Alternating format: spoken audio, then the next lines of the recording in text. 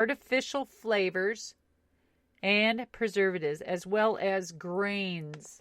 That's a big part of the story of Cheyenne. I am not kidding. Hold on. As well as grains, especially wheat and corn. Wheat, corn, and soy taken out of my dog's diet saved my dog's life by 6-7 years when she had mast cell tumor cancer and she was given 3 months to live. No shit. I swear. So wheat, corn, and soy are probably the 3 biggest nastiness that we don't even need as a human. Wheat is a killer. Ugh. Back in the old days, back in my days, when we had this thing called the food pyramid, milk, wheat, breads, and it was all a farce, a bunch of shit. Hell no. My God. Well, that's a whole nother podcast. Anyway, so it's also important to give a good fish or krill oil supplement to dogs and cats. Omega-3 fatty acids is very important for us too. I take 2. Of course, I don't have it here in my room. But I take 2 of these greatest fish oil pills. And I think that helps my skin a lot. Just make me look like the way I do at my age. And it really does. Albertsons. Okay, Albertsons is a good food store. I remember buying at Albertsons. Okay, and you admit that your dog has arthritis. So, a lot of this can help that as well. Okay, so So the omega-3 fatty acids in these marine lipids play critical roles in regulating immune system inflammatory, which, what I'm going to tell you right now, Shelly, is going to help your dog with his arthritis. Because I believe you had a Labrador? I don't remember. But the bigger the dog, the more hip problems and stuff as they get older, of course. But you want to help that pain and help them walk, because you don't want... The thing that I think the majority of why people put bigger dogs down sooner than they need to be is because they can't get up. Because their hips, they start getting arthritis, then they can't get up because they're so sore, or they can't walk. And then they put them down when they still have a lot of life to them because they don't want to see them suffer. Or if they do give them hip surgery, a dysplasia, I mean, it could be, $2,000, $3,000, $5,000, right? And we feel like spending that is sometimes it's out of our budget. It's not that it's not worth it. We can't afford it. But I feel that if I have an animal, it's like a child. I will do anything to keep that pet alive and make it comfortable, right? I do have pet insurance. I have pet insurance on my animals. And let me tell you, it has paid off. It has paid off. I can write that down and we can talk about that too and what companies there are and how cheap it is. Yeah, it's pretty cool. So I do have pet insurance on my animals as well. And believe me, it's nothing like human insurance. I mean, it is everything. They have emergency. They have emergency, like a hospital you go in for your dog. It's all covered. Everything for health insurance, like dogs, is like for animals, but I'm talking about the price. It's nothing like human price. More specifically, let's see, they inhibit inflammation, while omega-6 fatty acids typically found in grains and vegetable oils stimulate inflammation. So both processes are necessary for healthy body functioning. But an imbalance of too much omega-6 sets the stage for skin allergies and a dull coat and excessive shedding. So be careful on the fatty 6, the omega-6 fatty acids. Too much of that will cause that. And then you just need to scale back on that a little bit. I'll get right to you guys here in a second on that. So in addition to that, liver deficiency is another common factor to consider. The liver is responsible for producing digestive enzymes and acids needed to break down and assimilate food, while also filtering waste from the bloodstream. if the liver is deficient in any of these functions, excess waste cannot be eliminated. So the liver is very important. So that's what I was going to say a long time ago, is about the liver and the not making enough bile to kick your pancreas, to hit, and then you can eliminate. And then if your stool starts changing color, if it starts getting to be dingy or white, even for humans, start looking to see if you become like jaundice or yellow. Look at your dog's eyes. If they're yellow, very jaundice looking, it could be a major liver problem. So detoxing our liver, make sure that is clean. Make sure your omega 6 fatty acids are scaled back a bit if you start seeing them shed a lot. Okay. That being said, in addition to dietary adjustments, liver support is helpful when it comes to skin problems, and this is where herbs come in. All right. Okay. So, real quick, we're going to talk about this. I can get into this forever, but not that I'm boring everybody. I'm sure there's a lot of people that are listening, find it helpful. I hope. This has been a pastime love of mine, our animals and food and wellness. I've got now on this new platform here, I'm going to have doctors on here. I'm going to have all sorts of people. We can ask them questions, which is going to be a lot of fun.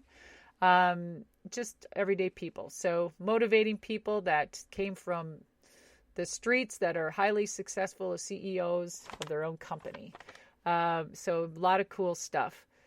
Hopefully this helps. We're going to get to the 2 food chains with you two here in a bit. Let's just talk about topical herbs that relieve the itch for your animals real quick first, because this is highly, like, if you're in areas like Florida and you sweat and you get a lot of this perspiration, and the dogs with all the fur and they start sweating, of course they're going to scratch because they feel the sweat and they want to, it itches. Right away we think, oh my God, what's wrong with my dog? Maybe nothing, but here's what this stuff can help. Okay, you ready?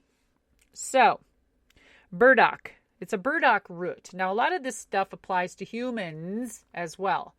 So I drink dandelion tea, and I notice when there's changes in my body because I listen to my body's messages and I know what's happening. Like, there's things that happen here, like you get clogged up if you eat too much cheese, or if you eat this or that, maybe not just cheese, dairy. You notice things happening, so you got to cleanse something. So you better start drinking some dandelion tea. Right? Dandelion tea is a fixer of many things. I said fixer. I didn't say it cures. It's a fixer. Let's get this straight. And ticks. Ticks is a good one too. Cinnamon for ticks. I'll write that down for next week too. You guys are going to love this. I found some shit. Oh my God. So ticks, cinnamon. Ticks hate cinnamon. And they hate garlic. I got this liquid stuff for garlic you put in the, oh my God, wait guys, I got so much. Oh, hold on. Let me write that too so I can tell you. Ticks, cinnamon, and garlic. Garlic is for fleas as well. Garlic is a big one for fleas and ticks. So hold on. Okay guys, so burdock. Burdock is a root. This herb has an ancient history as a skin remedy. Oh my God. So listen. So it contains an insulin and indigestible polysaccharide constituent that serves as a prebiotic. So just try to sink that in for a minute. Hold on. And then feeding beneficial microflora in the gut and improving digestion. So it also contains a broad variety of compounds that gently stimulate the liver at various levels to help detoxify the body and aid in transporting waste out of the bloodstream. So burdock can be found as a tincture or a fresh root at many health food stores. And grate the fresh root. liberally, guys. Just take this burdock root and just kind of grate it. And not literally onto the pet's food, but at each mealtime. Burdock is a fairly neutral in flavor and very, very safe. There's no need to worry about overfeeding burdock root. So this is a good one. So again, take this message. Johnny Scraps, what's up, dude? We're doing good. We're doing a podcast. I'm trying a new platform. I still keep my other one, but this one's going to be on to another one. This is 5 Minute Mondays, Paving the Way podcast. We talk about wellness, talk about success, people, interesting stories, change to your new journey, etc. So just keep listening. All right, guys. So another one, dandelion. Remember I just said dandelion. So dandelions are so good. So dandelion is the roots and leaves are highly nutritious. The roots and leaves are highly nutritious. Go pick yourself a dandelion and eat it. Now, I'm not saying to go do it. I'm just saying. They contain a complex of assortment of liver-supporting compounds as well as a diuretic properties that aid the body in eliminating toxins via urination. Huge one, dandelions. So you want to detox your liver? Go buy some organic dandelion tea. And it's so good. So good. Okay? Highly recommend it. And it's good too. Diabetes, help cleansing your liver. You're changing your platform, your environment. Highly recommend dandelion tea. All right? Red clover. That's just not for the human. I'm saying for dandelion, for your pets. Okay? Let's see. Red clover, alfalfa, and milk thistle. Now, milk thistle is a big one in my life that I do myself. Okay? Milk thistle is really big.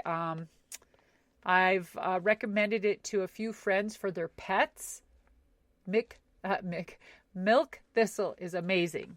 Okay, so milk thistle, these are well-known blood cleansers worth considering. They cleanse your blood. Milk thistle cleans your blood. Woo! Now, this is only my knowledge. I'm not a doctor. I'm not telling you what to do.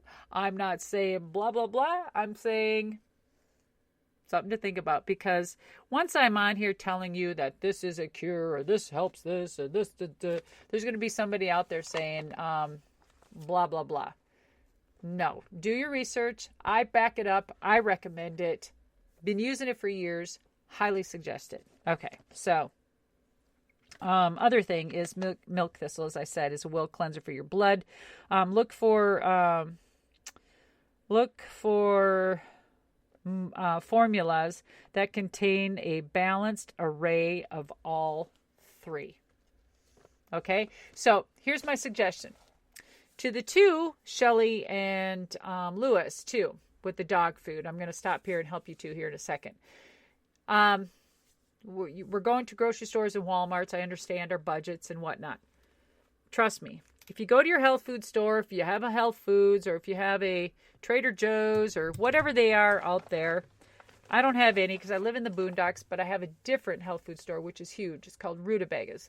And then, of course, I do have health food store, Whole Foods down in Tampa, which is like an hour and a half away. So when I'm down there, I buy my stuff, and up here, I buy my stuff. So it is a little more expensive up in this health food store because it's a mom and pop type of thing. But anyway, so I get my stuff through there. And as far as my dog food, Daisy, my new poodle, toy poodle, she's very finicky. God, she's just finicky. She gets very good food, but she turns her nose to it. She may want this one day, may want that another day. One day she won't eat breakfast because she's such a bitch. But she gets great food. That's just her. She's finicky. I learned that already for 2 years of having her. The food I use is an organic food. Once I start using other food with her, I mean, if I were to, like I started my other two dogs on prior to Daisy, I'll never do that